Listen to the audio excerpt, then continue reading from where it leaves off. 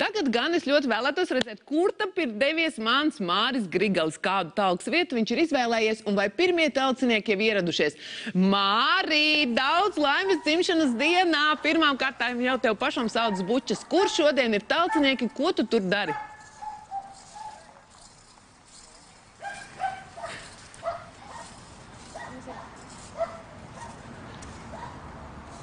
Labrīt! Čau, Gundaga, labrīt, LNT brokas skatītāji. 23. aprīlis, nu maģiska diena. Nu, Grigalim dzimšanas diena, bet redz, dzimšanas dienas svinības tomēr var nosvinēt tā pamatīgi talkojot. Jā, viss Latvijas talka ir sākusies un akurāt jau kādas 3 minūtes oficiāli jau 9:00 no rīta talko visā Latvijā. Un ir pieteikts aptuveni 1600 vietas visā Latvijā, bet viena no vietām ir šepat Rīgā, un tā ir dzīvnieku patvērsme Labās mājas. Nu redz, mēs jau te aktīvi rosamies, bet es gribētu uz sarunu aicināt patvērsmes vadītāju Astrīdu. Astrīdu, uz mirklīt var palūgt jūs, jā? Labrīt, Astrīd. Labrīt, labrīt. Kā sajūta? Darba prieki, darba junda. Man liels prieks, ka ieradušies talkotāji pirms laika. Redz, ja 9:00 mēs viņus aicinājām, tāpēc 29:00 atbraucot šeit, viņi jau talko. Par to vēl lielāks prieks. Izrādās ir visšaklākie talkotāji tieši mūsu patversmē. Nu, redz, kā ar labām sajūtām un labām emocijām. Un tomēr mums ir jāzina, kas labajās mājās, šī pat dzīvnieku patversmē, ko mēs sakopsim dienas garumā. Patversme ir liela, apkārtne ir liela, un kā katru gadu mēs apkopjam pašu patversmi iekštelpas, savu apkārtni un arī Rīgas mežu teritoriju.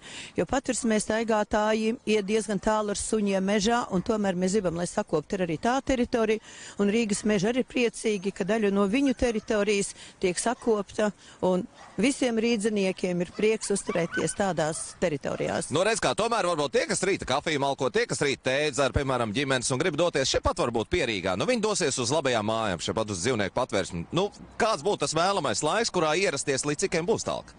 Nu, talka būs līdz 12:00, 12:00 būs uz ugunskura vārīta zupa, un, protams, tā ir pēc darbu padarīšanas, tā kā nevajadzētu atlicināt, izdaram ātru kafiju un uz labajām mājām prom. Un pēc tam varēs droši vien, ka doties mazā pastaigā arī ar kādu suņuku. Protams, jo tas ir viens no labajiem darbiem. Kas tad cits ir vajadzīgs patversmē bez tīrības, ir arī prieks dzīvniekiem. Nu, zin, ko vienam dzīvnieciņam visam noteikti liels prieks, ja mēs rekur varam parādīt, tas ir mazais tontons, jā? Viņam vārds ir tontons. Jā.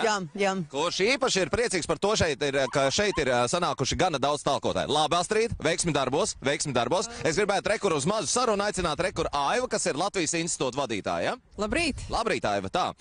Starp talkotājiem es redzu arī, ka brauc šeit ar mašīnām ar sarkaniem numuriem, un tas nozīmē, ka tie ir diplomāti, kas ir ieradušies uz lielo talku. Jau Zviedrijas vēstnieks jau talko ar savu kundzi un ar vēl darbiniekiem. Vēl mums ieradīsies Spānijas, Moldovas, vēl vairāk valsts vēstnieki no Norvēģijas, Kanādas vēstniecībām. Var sakot, mēs rādam, kā mēs to daram, un daudzi grib pastāstīt citiem pasaulē, ka tā ir tāda unikāla lieta, ko latvieši dara. Tā kā, nu, visā... Ir zināms, piemēram, arī tajās citās valstīs ir noteikts, piemēram, kāda talkas diena gadā reizi, piemēram, kad visi talko, piemēram, Zviedrijā.